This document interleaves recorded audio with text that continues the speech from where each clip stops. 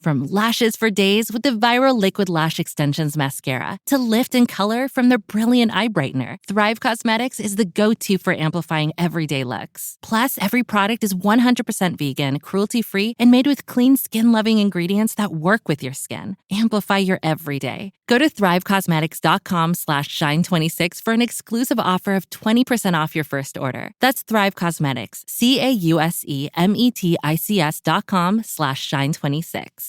Oh yeah, look at my life, hey now, yeah. Oh yeah, look at my life out here on the road. Oh yeah, look at my life, hey now, yeah. Oh yeah, look at my life out here on the road. Hey now! How you doing? Welcome to Scottbox After 9. If this is the first episode you are hearing, I want to congratulate you. You have made a choice to get more informed than what you're getting from the mainstream media. So thank you for checking into this podcast. That's what I aim to do every day. A lot more context and clarity than you get from the mainstream media. On this episode, I have got so much stuff. I'm going to get you caught up in so many different ways. It is wild. You're going to hear from Ontario Premier Doug Ford. You're going to hear from Conservative leader Pierre Poilievre. Prime Minister Mark Carney coming up on this episode. We've got Dominic LeBlanc, who's in Washington right now, not doing a very good job at getting a deal done with the Americans, by my estimation, but you'll hear from him coming up in a few minutes. And right now, I'm going to start off with the former interim leader of the federal NDP. The NDP are introducing a private member's bill, and I think this is one that a lot of Canadians, roughly half, could probably get behind. Today I was pleased to introduce Bill C-278, legislation that would require members of Parliament who cross the floor to obtain the consent of their voters in a by-election. It's elementary that in a democracy, elections are the foundational opportunity for voters to express their democratic choice. So when parliamentarians cross the floor to sit with another party other than the one that they are elected for, the will of the people who elected them is altered. This has a corrosive effect on our democracy. Voters lose trust in elections. The prospect of MPs being enticed by backroom deals emerges.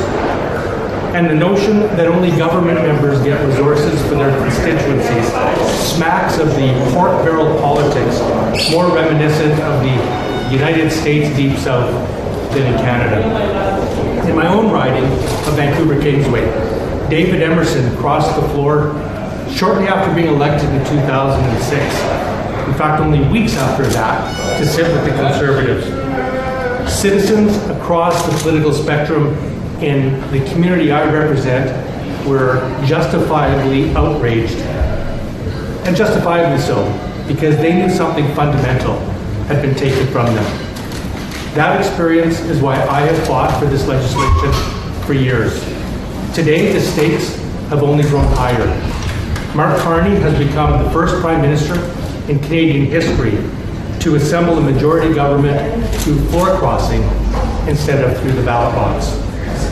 The balance of power in this House was shifted, not by voters in an election, but by political operatives in the back rooms, holding private conversations hidden from the public.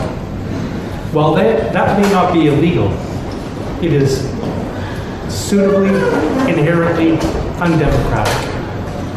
Now, when governments are built not on the mandate of voters, but on the private calculations of politicians, the very legitimacy of our institutions is called into question. It must not be allowed to happen again. This bill, it should be noted, will not ban floor crossing, nor the option to sit as an independent. The latter is a valid protection against party oppression and to preserve the ability of an MP to express themselves on matters of conscience. It would, though, require anybody who wants to cross the floor to sit in a caucus other than with the party that they were elected for to seek the approval of their constituents through a by-election. I'm going to leave that there. That is former interim NDP federal leader Don Davies introducing a private member's bill. And by the way, he's done this before. This is a cause that he has always believed in. Introducing a bill that would require any member of parliament who wants to cross the floor to have a by-election first. And in the meantime, they have to sit as an independent or caucus with a different party. I like where Don is going with this. I really do, and I think we need some basic checks and balances in Parliament because the system that we've taken for granted for years doesn't seem to be working for a lot of people lately. But let's put a pin in that. Let me talk about the logistics of what Don is proposing here, and then I'm going to give you the solution. I already know the solution. What Don's proposing, I like it, but it's not the solution. What Don here is proposing is fine. Hey, if you want to cross the floor, there's got to be a by-election. Now, what Don is suggesting is until you're allowed to there has to be a by-election before you're allowed to cross the floor. As I understand it, that's what he's pitching here. Okay, well, I mean, that's not great. Logistically, it's not really going to work. Here would be a better solution for what Don is proposing. After you cross the floor and your constituents know how you feel, then there's a by-election on whether or not you should continue in that role or whether or not you should be replaced. That's what I think should happen. And the voters will have their choice. They could elect someone from the party that got defected from. They could keep you there representing the party you defected to. There's different ways that it could work. But either way, what he's suggesting, valid idea. I just don't think he has the process right. Let me tell you how we could solve 90% of the problems that we have in Canadian politics. It's become a team sport. And by the way, these political parties, they're the teams and they're playing to win.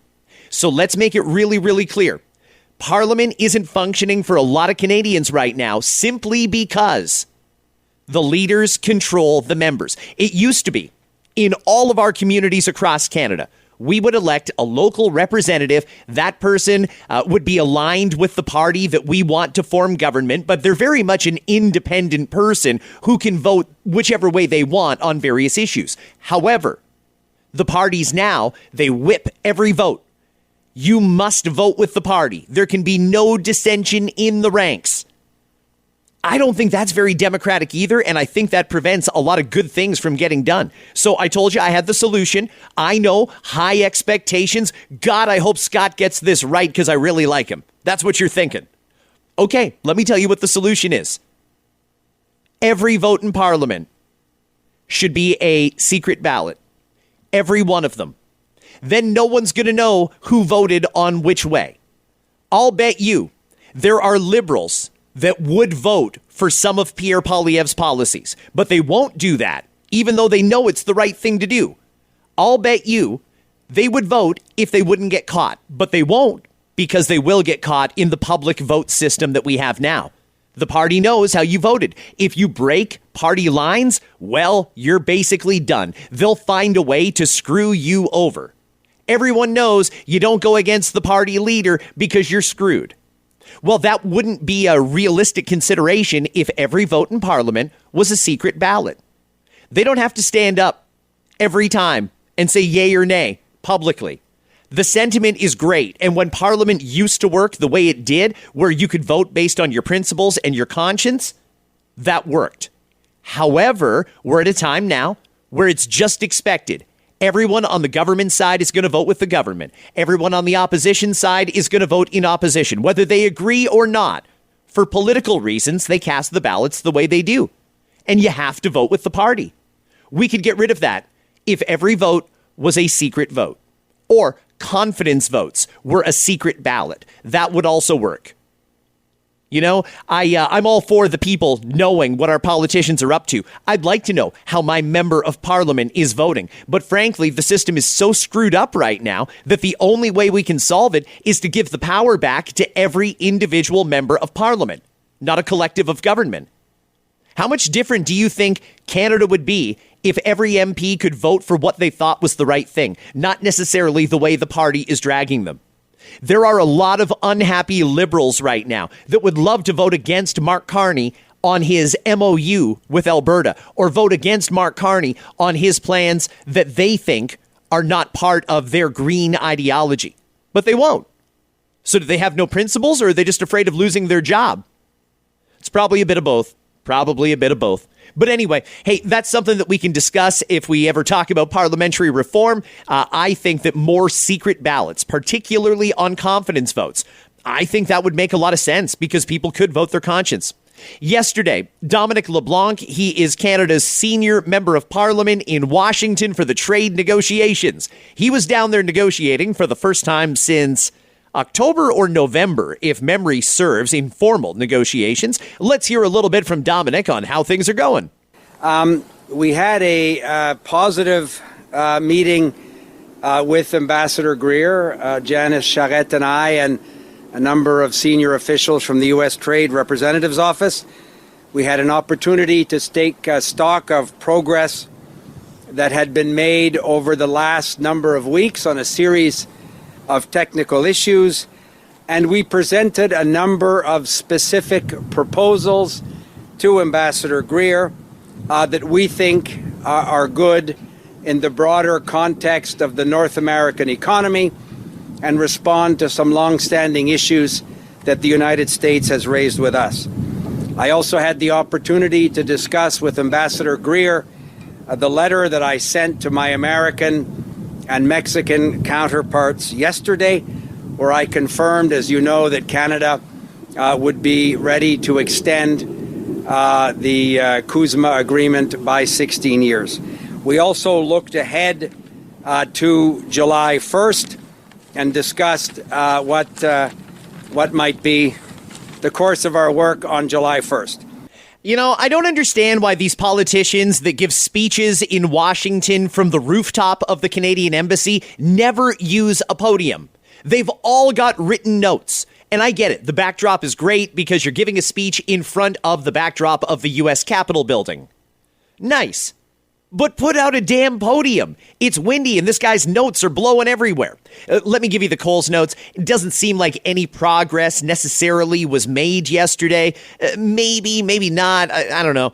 One thing I will say, though, is the Americans did hit us with new tariffs today. Today, they introduced new tariffs, and the Prime Minister is going to talk about that in just a few minutes. Another thing is Canada has now given up on that new tax that was going to be applied to digital streaming services in Canada. You've likely heard just recently the CRTC was going to order foreign streaming and digital giants to pay 15% of their total revenue, not their profit, their revenue, into a Canadian content development fund. Today, the Heritage Minister, Mark Miller, announced that decision is under review and that tax is not going ahead. That is something that is an offering to the Americans. So if I can read between the lines, even though they're not saying anything really got done here, progress is being made because Canada has now gotten rid of that digital tax. Thank you, Donald Trump, because this government was going to be happy to go ahead with that. They talked about how we needed that. Well, now it's gone, and that's going to save about 15% for all Canadians every month that have a streaming service. Now let me get to the Prime Minister. He was, I don't even know where he was yesterday. It didn't seem like he was doing anything particularly productive or that could have impeded his ability to be in the House of Commons and answering questions during question period. He wasn't there, though. That's getting concerning. We've been in a recession that we've known about since Friday. And the Prime Minister still hasn't done a question period. In fact, before I get to the Prime Minister, here is Pierre Poilievre. Mr. Speaker, the question is for the Prime Minister. We don't need more excuses. He's delivered the only recession in the G7. Mexico is not in recession. They are just as integrated with the United States and share a border with that country. So the Prime Minister finally emerged to take media questions on his recession today, and he blamed it on the fact that immigration, he claims, is not high enough and that per capita GDP is actually not so bad. Only problem is, in the last year, per capita GDP has only grown by 0.2%. Oh, wow. 0.2%. Does he really expect a parade for 0.2%? The Honourable Minister of Energy and Natural Resources. Mr. Speaker, Canadians understand, all Canadians understand, except for the Leader of the Opposition, that we have the most integrated economy in the world with the Americans. They understand our economy continues to show resilience in the face of illegal and unjust unjustified tariffs. They understand we are facing two global economy-destroying wars. What Canadians want is us to work to build, not to talk down Canada. That's why we're building nuclear. That's why we're building transmission. That's why we're building ports. That's why we're building roads. We could keep going. They should stop. The Honourable Leader of the Opposition. They're building a recession and they're building excuses, Mr. Speaker. That's right. The fact is, all other G7 countries face tariffs and global wars. Mexico is just as, if not more, integrated with the United States, and none of those other countries are in a recession. Only this Liberal Prime Minister has delivered that. After 5 days, he finally emerged to talk to the media after hiding from answering questions and blamed the recession on the fact that he says that immigration is not high enough. Mr. Speaker, per capita GDP is 0.2% increase. Why the failure? That's a good little primer. You also get the difference. Mark Carney did suggest that because we're letting less immigrants in, that's why our GDP is down, and that's why we are in a recession. However, you just heard a senior Liberal minister in the House of Commons go back to blaming Donald Trump for all of the issues that we're having with our economy. Hey, listen, you can't have it both ways. Which one is it? These guys, I know they like to blame Donald Trump, and I know there's a lot of people who don't like Donald Trump. I get it. But we had a lot of problems before Donald Trump, and they are going to continue if we continue doing what we're doing. We're printing too much money. We've got a completely broke and decapitated middle class. Those are the two biggest issues. Interest rates need to come down right away and substantially. The Bank of Canada needs to deliver relief right away. And by the way, that won't affect the banks. They all just announced record quarterly profits in the billions because of these high interest rates. That's a huge part of it. Cut interest rates, cut taxes. That's what needs to be done right now, because until the middle class gets out of the hole they're in, nothing good is going to happen in this country. Finding great candidates to hire can be like, well, trying to find a needle in a haystack. Sure, you can post your job to some job board, but then all you can do is hope the right person comes along. Which is why you should try ZipRecruiter for free at ZipRecruiter.com/zip. ZipRecruiter doesn't depend on candidates finding you. It finds them for you. Its powerful technology identifies people with the right experience and actively invites them to apply to your job. You get qualified candidates fast. So while other companies might deliver a lot of hay, ZipRecruiter finds you what you're looking for. The needle in the haystack. See why 4 out of 5 employers who post a job on ZipRecruiter get a quality candidate within the first day. ZipRecruiter, the smartest way to hire. And right now, you can try ZipRecruiter for free. That's right, free at ZipRecruiter.com/zip. That's ZipRecruiter.com/zip. ZipRecruiter.com/zip. Well, first off, I'll note, and he can speak for himself, Minister LeBlanc had very constructive discussions with his counterpart, Ambassador Greer, yesterday in Washington, along with our chief negotiator, Janet Charette. Secondly, with respect to these 301 tariffs, this is not a surprise. It's something that the U.S. has been planning for a few months. I think very importantly is that two things. One is that the tariffs are consulted for 30 days or 30-plus days. Secondly, explicitly in the decision, Canada, the carve-out for CUSMA is referenced and maintained. So that puts us in a position where, again, we would still have the best trade deal of any of the U.S. trade counterparts. I want to say as well that the issue, the motivation of the U.S. action, the 301 tariffs against, or proposed tariffs against a variety of countries, is something that we share. Canada has a very strong legislative regime against forced labor in supply chains. We don't want any element of forced labor coming in goods and services, and we want to use our influence to eliminate this practice of forced labor and child labor. We have been preparing ways to reinforce the regime that we have. We made some changes earlier this year on things that candidly were not as effective, so there's ways we can change things legislatively. We'll be proposing that to the House in the coming weeks before the House rises, is our intention, and then taking steps to move forward on that. So, when you boil down the action, we support the overall objective, the U.S. action, I should say, and I would note that, in effect, how it's drafted for the vast majority of Canadian trade, it will not have an impact. But at the same time, since we support the overall objective, we have the objective and we're working towards making it more effective. That was just a little bit of Prime Minister Carney talking to the media this morning in Ottawa. He's saying he supports what Donald Trump is doing right now. Donald Trump introduced new tariffs on anywhere where the product or service includes forced labor. He's going hard on this because he doesn't want forced labor and he's not going to support it. So he's tariffing the heck out of these people to make it more financially viable to just do things on the legit than to use forced labor and then pay tariffs to get into America. Okay, the Prime Minister agrees with him. It'll have a minimal impact on Canada. So that's good. That's very good. Nice to see the Prime Minister and the President agree on an issue that we should all be able to agree on. The U.S. President is once again making his 51st state jab, and the U.S. ambassador to Canada reshared it. Is this an ambassador that Canada can work with, or is it time to ask him to leave? The short answer is no to the second part of your question. And it's an administration that we have to work with.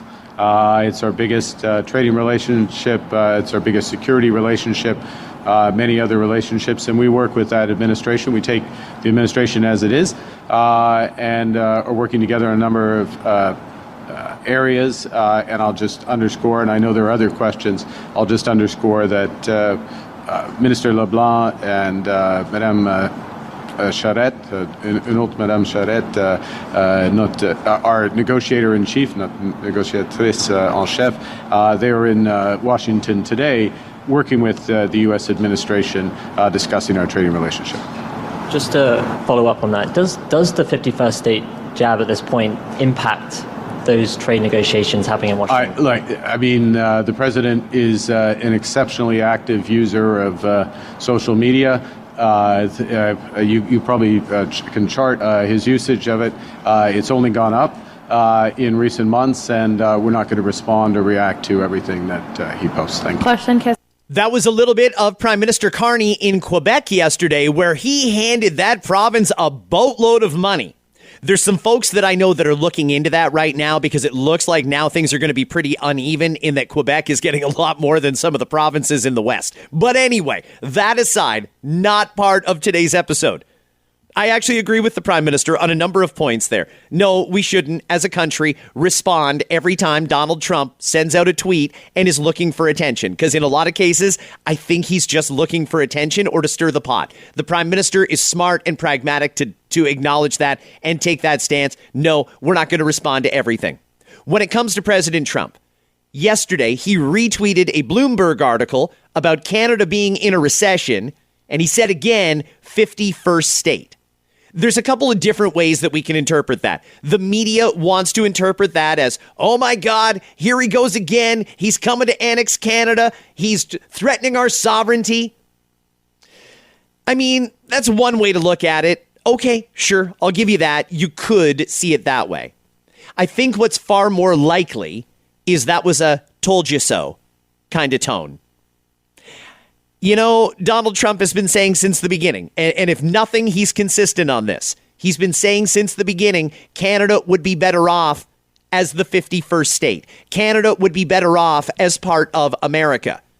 When we go into a recession, well, you know, maybe that gives him a little bit of ground for bragging, because in his mind, he was right. That's the way I interpreted that. But not lost on me here is this. The whole reason the 51st state thing even came up is because Justin Trudeau flew to Mar-a-Lago, had dinner with Donald Trump. Trump told Trudeau that he was going to introduce a tariff regime. And Trudeau told Trump that would be the end of Canada. We would cease to exist as a nation. We'd be broke. That's where the 51st state thing came from. It was Justin Trudeau. Now, I don't know, is Trudeau right? We're in a recession. America's not. No one else in the G7 is in one, but we're in one. We made the last year so much harder on ourselves than it needed to be, and we did not build like we all agreed we need to build. I regret that Mr. Carney has created this weakness, going into formal negotiations as the only country in North America that is in a recession. The other two North American countries, the U.S. and Mexico, they are not in recession. Canada is, because of Mark Carney. So I would ask him to immediately present a plan to reverse the recession that he caused so that we can go into these discussions with some strength. Do you think Canadians blame Mark Carney, or do you think they blame Mr. Trump for that recession?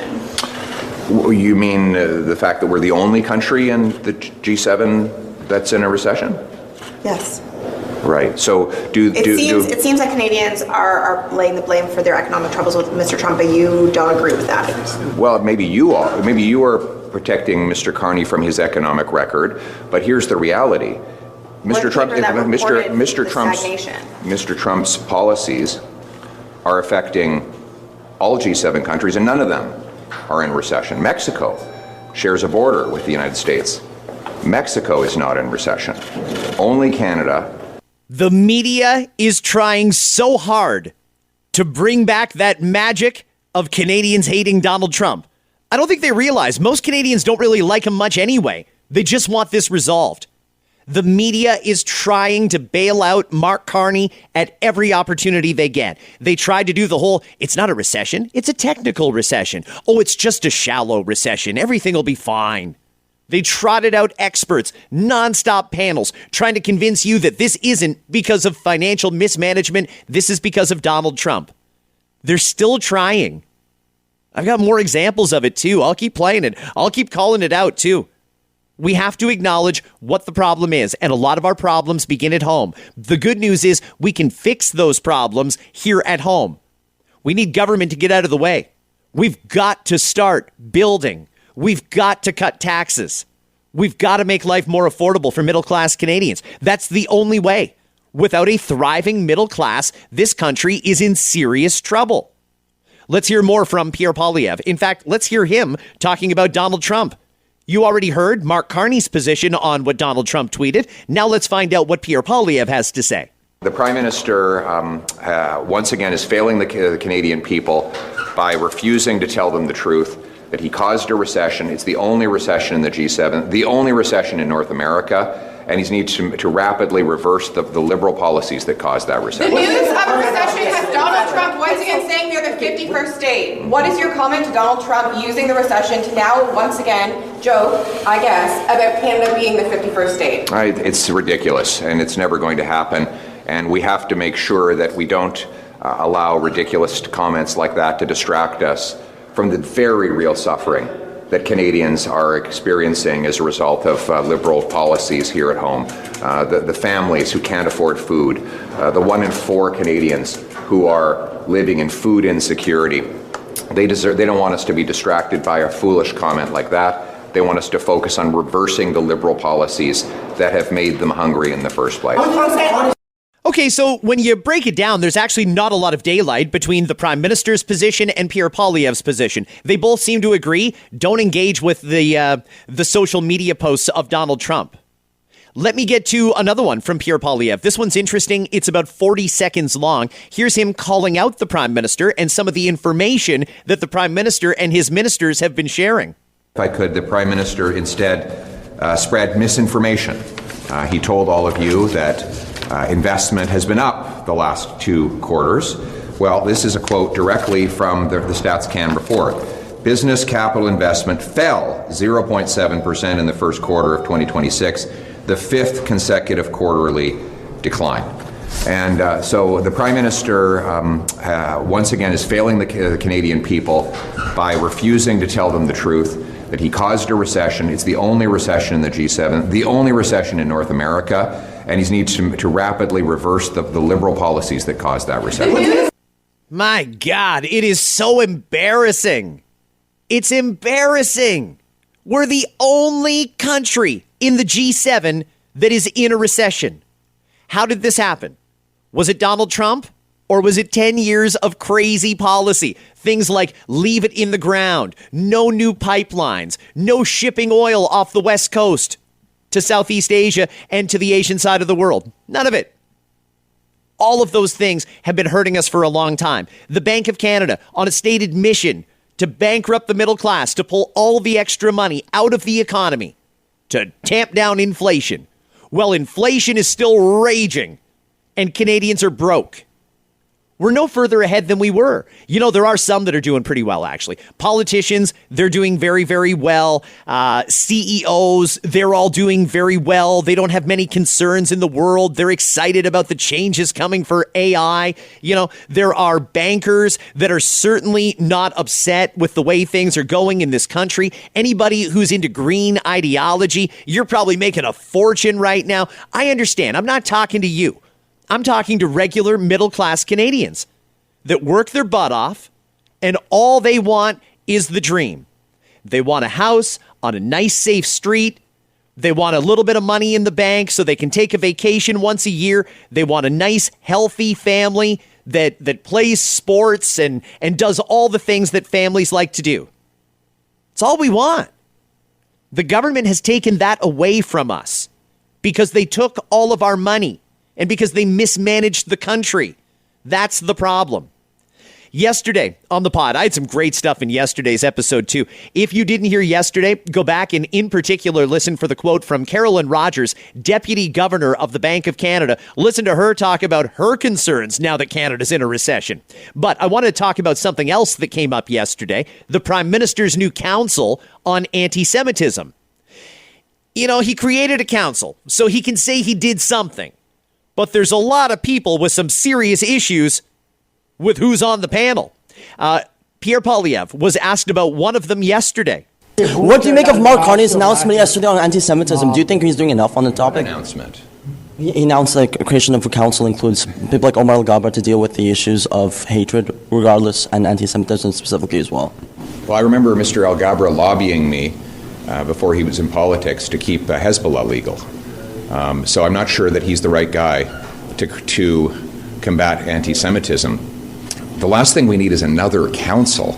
I mean, this is the problem with Mark Carney. Every time there's a problem, he creates a new bureaucracy, agency, council that does absolutely nothing except pay high per diems and expenses to a bunch of liberal insiders. He's appointed as a head of the council a minister who says he wants to ban part of the Jewish Torah that he considers to be politically incorrect. This is ridiculous. What we need to do is lock up the rampaging terrorists who are firing bullets at children's schools, firebombing synagogues, and terrorizing the Jewish community. We need to get control of our borders so no longer can anti-Semites, terrorists, and hate mongers come into our country. And we need to stop the extremely divisive divide and conquer identity politics of the Liberal Party that have caused this mayhem on our streets. Like, you can't make this stuff up. You can't. You mean to tell me that the solution, so you can say you did something to combating anti-Semitism in Canada, is to create this panel? And one of the people, the person you put in charge of the panel, is the guy who currently wants to make it illegal to cite certain religious texts, including the Torah. And then there's another guy on the council, Mr. Al-Ghabra here, who, according to Pierre, before Al-Ghabra got into politics under Justin Trudeau, he actually lobbied Pierre to keep Hezbollah legal.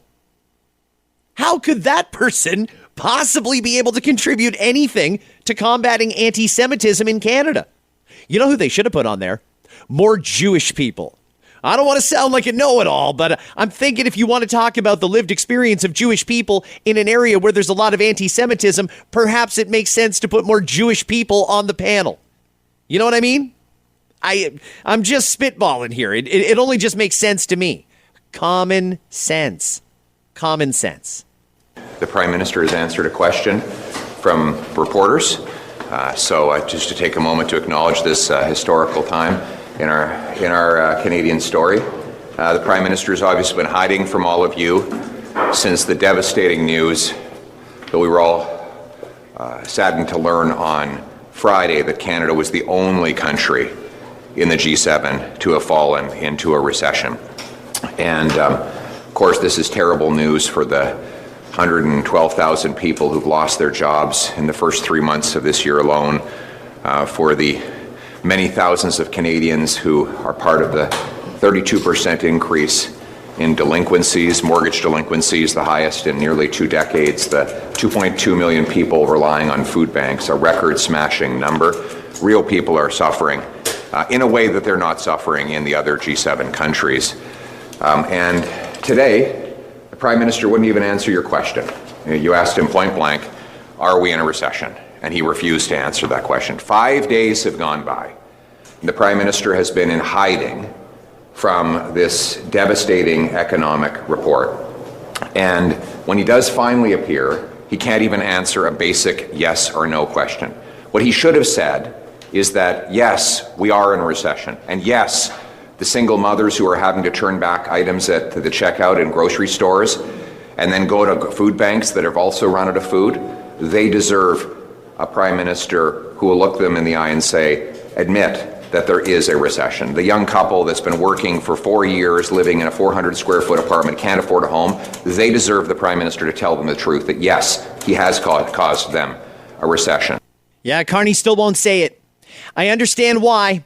It'll be all over every conservative commercial and ad for the rest of time. Yes, we're in a recession. That is not something that Mark Carney wants out there. But the sentiment from Pierre, it's still true. We need a Prime Minister to look us in the eye and tell us how it is and lay out a credible plan to fix it. Telling us, well, the numbers are a little uneven and it's mainly Donald Trump's fault. Well, we did bring down the immigration. You guys said you wanted that. And, it's just a game. Just a game. Be honest with people. Tell them the way it is. Canadians deserve to know how bad it is, how bad it could get, and what the Prime Minister is going to do to stop that. Okay, this will probably be the last segment on this podcast, but all week I do these. You get a lot of audio, you get a lot of context, and you get a lot more than you'll probably get from the news. Now I'd like to introduce you to Meaningful Beauty, the famed skincare brand created by iconic supermodel Cindy Crawford. It's her secret to absolutely gorgeous skin. Meaningful Beauty makes powerful and effective skincare simple, and it's loved by millions of women. It's formulated for all ages and all skin tones and types, and it's designed to work as a complete skincare system, leaving your skin feeling soft, smooth, and nourished. I recommend starting with Cindy's full regimen, which contains all 5 of her best-selling products, including the amazing youth-activating melon serum. This next-generation serum has the power of melon leaf stem cell technology. It's melon leaf stem cells encapsulated for freshness and released onto the skin to support a visible reduction in the appearance of wrinkles. With thousands of glowing 5-star reviews, why not give it a try? Subscribe today and you can get the amazing Meaningful Beauty system for just $49.95. That includes our introductory 5-piece system, free gifts, free shipping, and a 60-day money-back guarantee. All of that available at meaningfulbeauty.com. Yesterday, the Ontario government rose from the spring session 2 days early and announced the legislature is going to be shut down until October the 27th. They're taking a 21-week break. Here's Doug Ford. Premier, I get you guys still work over the summer, but there are Ontarians who are saying, why is the Premier taking another 5-month break from the legislature? Oh, boy, something, Richard, no one can question my work ethic. They can't even jam the next 3 months. I am jammed from 6 in the morning. I don't get home till midnight every single night. We're going to get out there and we're going to sell Ontario. And I'm heading over to Utah. I'm heading to Washington.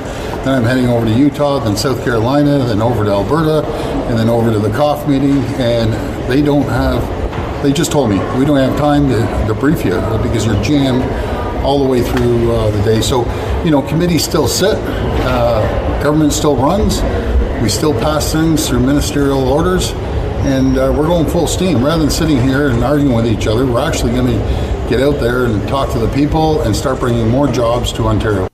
But they had the first 3 months of the year off. They only actually sat for 30 days. Now they're off until October 27th. Hey, by the way, there's truth in that. Nobody works harder than Doug Ford. I believe him when he says he gets up at 6 a.m. and starts working and doesn't get home till midnight. Now, he doesn't have to accept every invite that he gets, and I know that he doesn't, but, he makes a choice there to go out as often as he does, and that's how he likes to be political. Great. Good on him. No doubt the premier is busy and taxpayers are getting good value for their money. What about the rest of the MPPs? What about the rest of the MPPs that aren't in cabinet? Yeah, they're supposed to be in their riding. Yeah, they're supposed to be meeting with constituents. How do we know that's happening? If we elect these people to go to Queen's Park and represent us in government, how do we know what they're doing if they're not sitting in government? What, they're just hanging out at their campaign office their constituency office from 9 to 5, Monday to Friday? We do have a mandatory return to work policy in Ontario. Does that apply to the civil servants? If I go to my member of provincial parliament's office tomorrow at noon hour, are they going to be there holding a whole day in office? These people are getting paid $157,000 a year. That's the low end. How do we know that they're working? Better yet, if the government is just going to govern through ministerial orders, why don't we just get rid of Queen's Park altogether? Save the money. Just shut it down. Shut down Queen's Park. If everything can be done with a ministerial order and there's no point in debating in Parliament, just shut it down. How about we make member of provincial parliament a part-time job and a pay that reflects that? Instead of $157,000, how about they get like $45,000 and we'll throw in some money for their gas? Maybe cover their cell phone. How about that? I have no doubt the premier is working. No doubt he is. It's the rest of them. And I'm feeling more and more and more ripped off every single day. We have members of the civil service that are working their butts off right now. And they will continue to make a measly check. The politicians, who's watching them? Do they have to clock in and out? How can the taxpayers know that they're getting good value for money in these people? What is it that they're doing? I'm not even sure. Very, very frustrating. The premier is no doubt going to take some criticism for this. I think he knows that. It's a political calculation. It's a gift to the caucus. I don't think there's going to be any political consequence for him in this one, to be honest with you. People are angry, but is it really going to change anyone's vote? Is there anyone who was going to vote progressive conservative that is now saying, well, they took that long break in the summer, so I'm not voting for him now? I don't think so. That's the political calculation that Doug Ford is making. But it doesn't mean that it's right.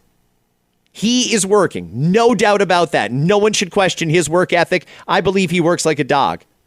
I'm worried about the rest of them under him that we're not necessarily seeing performing at the same peak level that Doug Ford is. I'd like to know how these MPPs are going to be tracked. And what about their staff? They all have a staff. What about the staff at Queen's Park? Is it closed and are we laying the employees off, or are they just sitting around doing nothing until October? I have a lot of questions about this. This is an interesting topic. Feel free to debate that or anything else that you heard on this episode of Scott Fox After 9. I've got one more full episode coming out tomorrow, and then on Friday, it is Listener DMs. Can't wait for that episode. Friends, enjoy your day. It is hot in Southern Ontario right now. 28 degrees plus humidity, and I'm here for it. I'll catch you right back here in less than 24 hours.